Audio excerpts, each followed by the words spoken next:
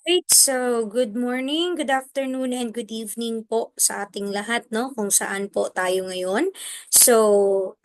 Now we are talking about the Everest Memorial Solution. So, andito po tayo ngayon para malaman po natin kung ano po yung magandang memorial plan, no? Para sa atin. Everest is under Manila Bunkers. Ayan. Alright, so Manila Bankers Assurance, no? So ito po yung the life and non-life insurance company. So the best way to show your love, no? Okay, so magpapakilala po ako. So I am Silene Parcon Villaseñor. So dati po akong call center agent. So associate financial planner, financial educator, and also executive marketing director dito sa IMG and a green jacket qualifier. Okay? So, ayan ang Manila Bankers Assurance. A quick background. So, si Manila Bankers ay na-established on May 19, 1967 and has over 55 years of expertise in bringing protection and security to the Filipino family, aims to help build the Filipino family's financial future and delivers the most innovative insurance products that will protect you, your family, and your properties during times of needs, provides the most affordable insurance policies that best suits for your family's needs and budget. Our products address the various financial objectives of the Filipino family. So in short, 55 years na po, no? So si Manila Bankers and layunin po nito is makabuild tayo. Ang goal po is matulungan yung pamilyang Pilipino na makabuild ng financial future, no? And yung mga insurances. Kasi nga, life is uncertain. 'Di ba? Hindi natin alam yung panahon, hindi natin alam kung anong mangyayari bukas. And here comes Manila Bankers to help us.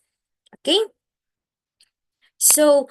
Your life was celebrated when you were welcome to this world, 'di ba? So pag nabuhay tayo, 'di ba pag tawag nito, baptismal, no, nagpapabinyag or nagdedicate kasi nga no, life is precious and life is beautiful. 'Di ba? So that's the reason why pagdating ng panahon, pag kinuha tayo ni Lord, we need to celebrate as well.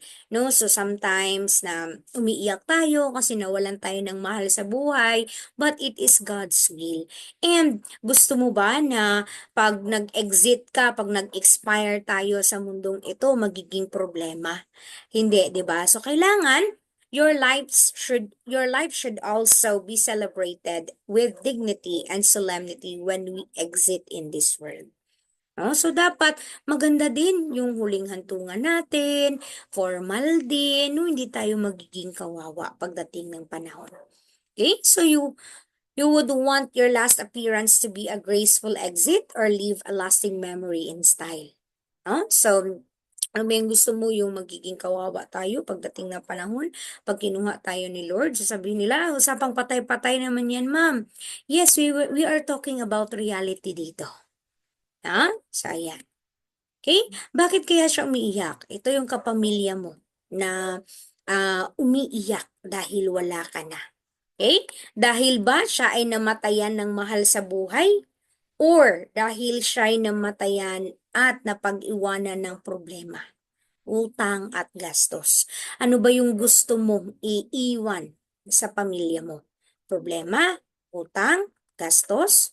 No? So, yan yung iisipin natin sa ngayon pa lang kung ano yung gusto natin. Kasi sometimes sa pamilya natin, pag nawala tayo, hindi na natin alam kasi wala na tayo. But yung pamilya natin, they are suffering. Ano ba yung gusto natin? Iiwanan natin ang problema or iiwanan natin ang pera wherein kahit wala na tayo, nag-i-enjoy pa rin sila sa iniwan natin sa kanila. Ha? Okay? So ayan, death is not a question of if, it is a question of when. No, so hindi tanong if ako ay mamatay. Ang tanong diyan kung kailan ako kukunin ni Lord. No? So ready ka ba? No? Ready ba tayo? Huwag muna. So sometimes no, pag ano na tayo, sasabihin natin, wag muna Lord kasi marami pa akong obligation sa buhay. No? So, but the real reason is wag muna kasi hindi pa ako handa. Wag muna Lord kasi kawawa yung yung maiiwan ko pag nawala ako. No? Ayan. People don't plan to fail, no? But they fail to plan. So, minsan kulang tayo sa mindset kasi nga pag iniisip na patay-patay, hindi na natin siya magagamit pagdating ng panahon. Pero tanungin mo yung sarili mo, para kanino ka ba nagtatrabaho ngayon? For our family, right? Kaya itong life insurance, mga memorial plans na kukunin natin, hindi ito para sa atin. This is for our family. Okay? So, do you have a plan? May plano ka ba ngayon? Ano ba plano mo ngayon? Plano ko, ma'am, na pag ganito, ganyan. No? So, hindi ganun. Dapat meron tayong mga plano na kahit kukunin man tayo ni Lord, we are ready. Hindi tayo magiging kawawa sa huling hantungan natin. At the same time, hindi magiging kawawa yung pamilya na maiiwan natin. Okay? So here's the Everest Memorial Solution. So your last dance will be a graceful one, diba? So if we are talking about mga patay-patay, yung mawawala na, syempre masakit yun. Pero mas masakit pag nawala tayo na hindi talaga maayos yung huling hantungan natin, hindi maayos yung burol natin. Okay? So si Everest po ay affordable, available, and accessible. Bakit affordable? Kasi mura. Bakit available? Kasi anytime pwede nating tawagan yung customer service ni Everest. And accessible. Kasi Luzon, Visayas, and Mindanao, meron po tayong mga accredited funeral services. Okay? Ayan. No, so it is also a comprehensive and flexible life insurance program with free concierge service through Everest Memorial Services. Okay? So the most affordable memorial solution in the market, kasi nga, inulit ko, mura siya. It is easily available with minimal requirements. No? Kunti lang yung requirements, hindi ganun kadami. 'Di ba? Valid ID and birth certificate lang. O, good to go ka na. Okay, with the widest mortuary network access. Kahit saan po tayo, no? Meron pong accredited na funeral service si Everest. Alright?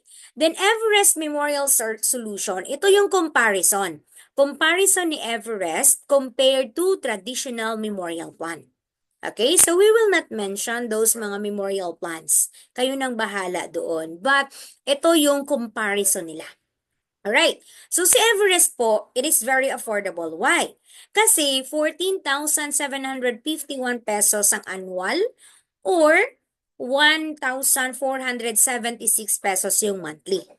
Okay? Compare mo sa traditional memorial plan. Expensive. Bakit expensive? Kasi 19,700 yung annual or 1,870 yung monthly. Pero, i-check mo dito yung coverage niya. Okay? Coverage is 300,000. Compare dito sa traditional memorial plan na ang kanyang coverage is 98,500 lang. Alright? Okay, so ngayon, here comes the face amount. Ito yung face amount niya, 200,000. Okay, face amount, so ito din yung kabuuang insurance na matatanggap ng pamilya natin. Okay, 200,000. Annual premium is 9,834. Then monthly premium is 984. Compared mo dyan sa traditional memorial plan, 53,000 yung face amount, pero yung annual premium niya is 10,600. Then yung monthly premium is 1,000. Okay, compare lang natin 300,000 yung face amount, 14,751 yung annual, 1,476 yung monthly. Then 500,000 yung annual, 24,000 yung or 500,000 yung face amount, 24,000 yung annual and 2,400 lang yung monthly. So compare ninyo dito guys, no, mapapansin niyo na ma'am bakit mas mura pag nag-annual? Kasi nga discounted ka din dito ng 2 months pag nag-annual ka. Parang 10 months lang yung hinulugan natin. Okay? Try to compare no, sa other na traditional memorial plan. Ito, 125,000 yung face amount, 19,700 yung annual. Okay? Okay, check nyo guys, no? And spot the difference. Okay, ito na. Everest Memorial Solution, online application lang. Kahit saan mang sulok ng mundo kayo, pwede kayong mag-apply. Okay? Unlike sa traditional, manual application talaga siya. Puntahan nyo talaga sa office or yung agent talaga yung pupunta sa inyo. Okay? The nationwide network of mortuaries. Okay? Marami tayong accredited na funeral services. Sabi ko kanina, Luzon, Visayas, and Mindanao. Meron tayong gano'n. Then, limited. Dito sa traditional memorial plan naman, limited to company-owned mortuary lang. No? So, hindi siya, wala silang mga accredited na funeral services. Okay? Then, unrendered service is equal to 100% of the death benefit. So, for example, ito, 300,000. Unlike dito sa kabila, is 98,500 lang. Okay? No? So, pag nawala yung plan holder, yung death benefit niya talaga is yun talaga yung makukuha niya kung ano yung face amount. Yung 300,000, yun talaga yun. Okay? Then, viewing period can be more than 4 days based on available budget. Depende dito kung saan nyo gusto. Kung sa bahay nyo, much better. Okay? Then dito sa kabila naman, viewing period is limited to 4 days and is dependent on availability of mortuary. Alright. Then assignment can be done by using your policy's cash value. You will not lose your coverage but will be deducted from the death benefit. Ito yung kagandahan sa Everest. Why? Kasi pag meron kang kamag-anak or kahit sino na kinuha na ni Lord, pwede mong ipagamit yung plan mo. Okay? Remember, kalahati ng plan mo yung pwede mong ipagamit sa ibang tao. Okay? Kuha? Unlike dito sa kabila, assignment allows family members to use the memorial service but you will lose your coverage. Dito, pwede mo siyang ipagamit only sa family members nyo. Pero, pag once pinagamit mo na siya, mawawalan ka na ng plan. Mawawalan, hindi ka na covered. Okay? So, compare nyo guys, no? Yung comparison niya. Dito sa Everest, pwede mong ipagamit sa iba, pero hindi mawawala yung coverage mo. Why? Kasi half the plan, pwede mong ipagamit sa iba. Unlike dito, ipagamit mo siya only for your family members and once pinagamit mo na siya, wala nang matitira sa iyo and mawawala na yung plan mo. Alright? Okay. So, final hospital bill benefit. So, Manila Bankers Assurance will help with the final hospital bill so that the body may be retrieved. Ito ang ngayon. 'Di ba? So, pansin natin, yung mga tao or yung bangkay ng kapamilya nila matatagalan sa hospital kasi nga malaki pa yung babayaran na hospital bill. Okay? Hindi yan siya ilalabas hanggang hindi na fully paid. Dito guys, sa Everest, babayaran ngayon ni Everest. Okay? Halimbawa, yung plan mo is 300,000. So, up to 150,000 yung babayaran ni Everest doon sa hospital para mapalabas yung bangkay. Okay? So, ganun siya kaganda. For final hospital bill benefit natin siyang magamit. Hindi siya pwedeng gamitin na pambayad lang sa hospital, buhay pa yung, buhay pa yung plan holder. Hindi po pwede.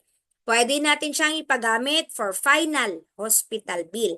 Pag doon sa hospital namatay yung plan holder. Okay? Unlike dito sa traditional memorial plan na wala silang hospital bill benefit. Okay? And then, meron din tayong mortuary or maturity benefit na 300,000. Ano ba tong maturity benefit? Ang maturity benefit, guys, pag inabot tayo ng 100 years old, ibibigay sa iyo kung ano yung plan or face amount ng plan mo. Okay? Then dito naman sa kabila, sa traditional memorial plan, wala talaga siyang maturity benefit. Okay. Yan.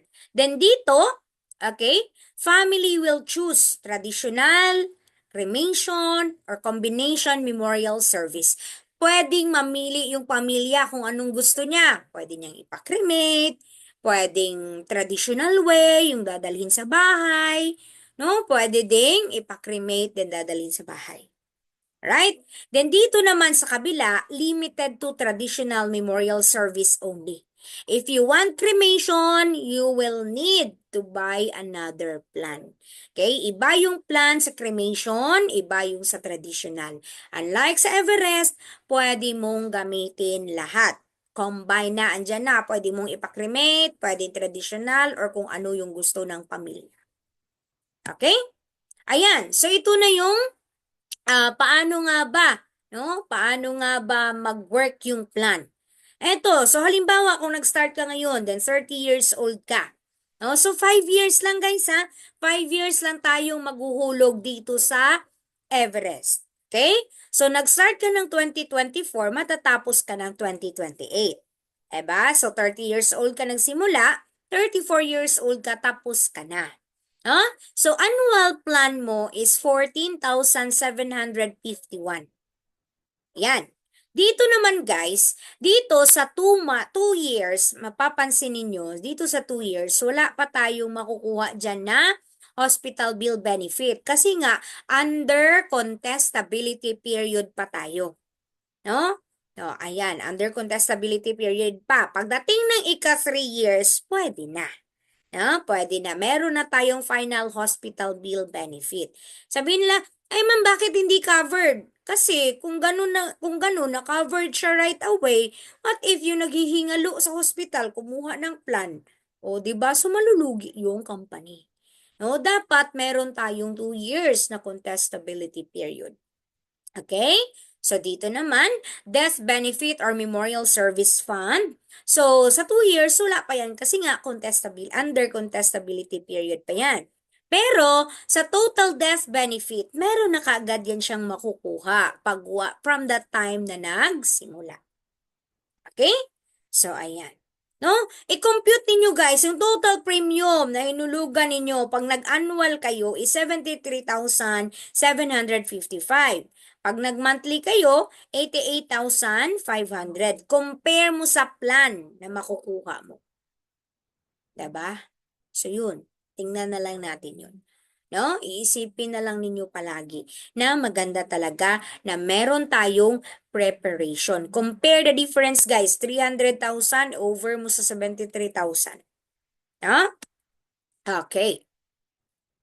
Alright, so, hey, dito din, 4 steps to avail. Paano ba natin ma-avail, no? Yung, eto, halimbawa, ma'am, paano po pag may nawala na sa pamilya namin, ano po yung gagawin namin? Simple lang. 4 easy steps lang, guys. First, no? Tawagan natin ang officer ni Everest. Okay? Tawagan natin. Ito yung hotline nila. Pwede ninyong isave yan. No? Pag may nangyari, tawagan ka agad. Huwag muna kayo mag-contact ng ibang funeral services. Tawagan muna natin si Everest. Okay? Then step 2, retrieval from the hospital if ever yung plan holder doon sa hospital namatay. Okay? Then preservation and other arrangements. And step 3, final viewing or arrangements. So, pwede dito na yun sa bahay ninyo or kung ano man yung mapag-usapan ninyo. And then, step 4, interment. Pag ihatid na natin sa huling hantungan yung ating mahal sa buhay na nawala. Okay? So, easy steps lang talaga yan, guys. Right? So, sample proposal. Ito na. Mabilis lang siya, no? Madali lang talaga yung application niya. No, itong name niya, age, then face amount, makikita nyo din dyan. Mode of payment, annually. Paying period, 5 years.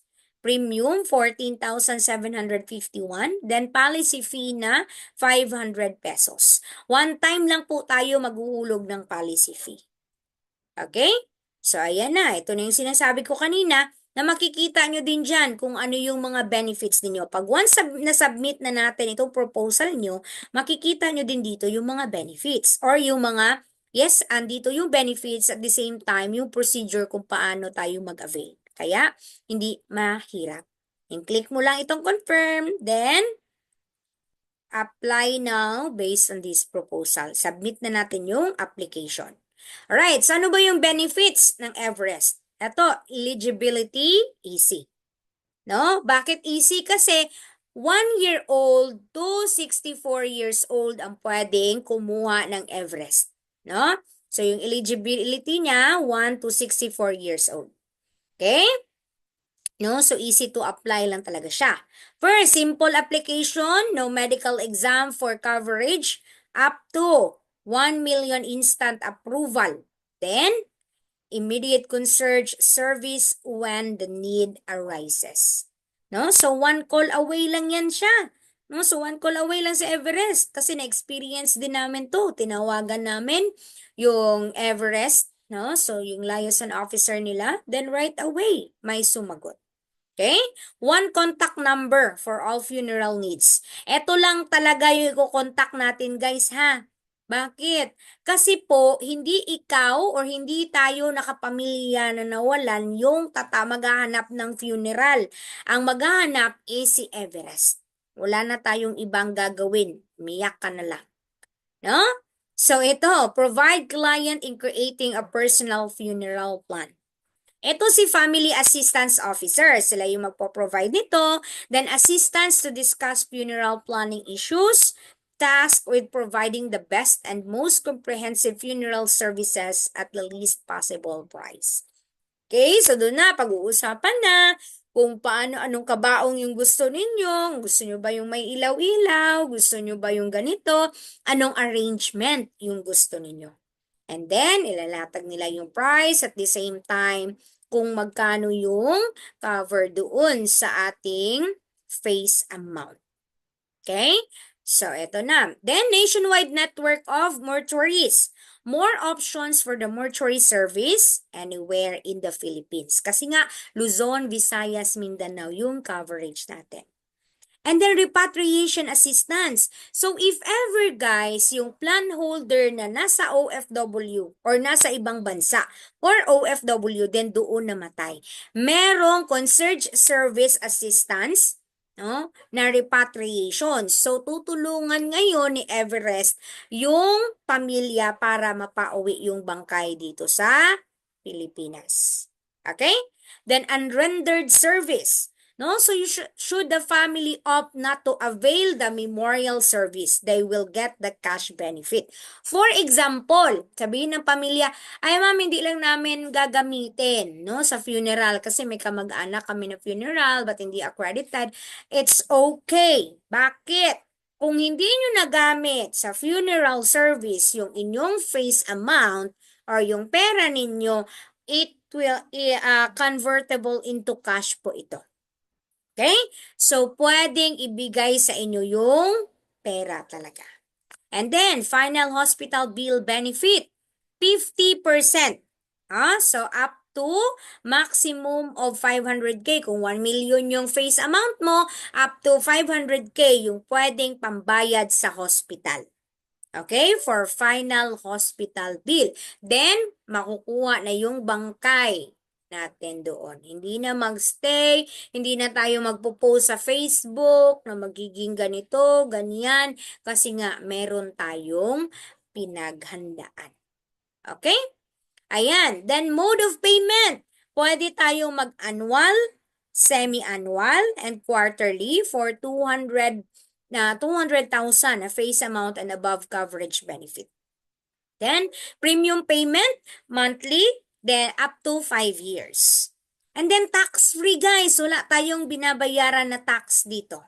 Okay, kung magkano yung binayad mo, yun talaga yung exact amount ng plan. Right? Then, grace period. Meron tayong 31 calendar days from due date. And then, reinstatement period, no? 3 years from due date. Pwede mo siyang ipa-reinstate. For example, nag-lapse ang plan.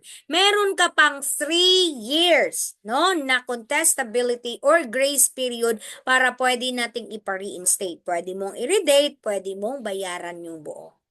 Okay? And then, non-medical limit, 1 million pesos, no? Face amount, itong 1 million. Then, contestability period of 2 years. Ayan. Ayun. So, ayun na, no? Tapos na tayo. Mabilis lang talaga yung Everest. Okay? So, kung gusto nyo pang malaman about sa Everest, feel free to chat or feel free balikan nyo po yung taong nag-invite sa inyo or nag-send sa inyo ng video na yan para matulungan namin kayo. Okay? Kung paano makapagsimula, paano yung amount or magkano yung amount depending on the or magkano yung premium depending on the face amount of the plan. Okay? So, ganun lang ka-easy, ganun lang kadali si Everest, guys, no? Life is uncertain, hindi natin alam yung panahon, mas maganda na yung meron tayong preparation for the near future. No, lahat tayo papunta doon, lahat tayo kukunin ni Lord sa iba't ibang paraan. But whatever happens, hindi magiging kawawa yung pamilya natin. Sabi nga nila, life insurance, hindi niya na kayang buhayin yung namatay na, pero kaya niyang buhayin yung naiwan pa. Okay, so thank you so much everyone. Once again, I'm Silene Parcon Villa Senior, your financial educator here in IMG. Thank you everyone and God bless.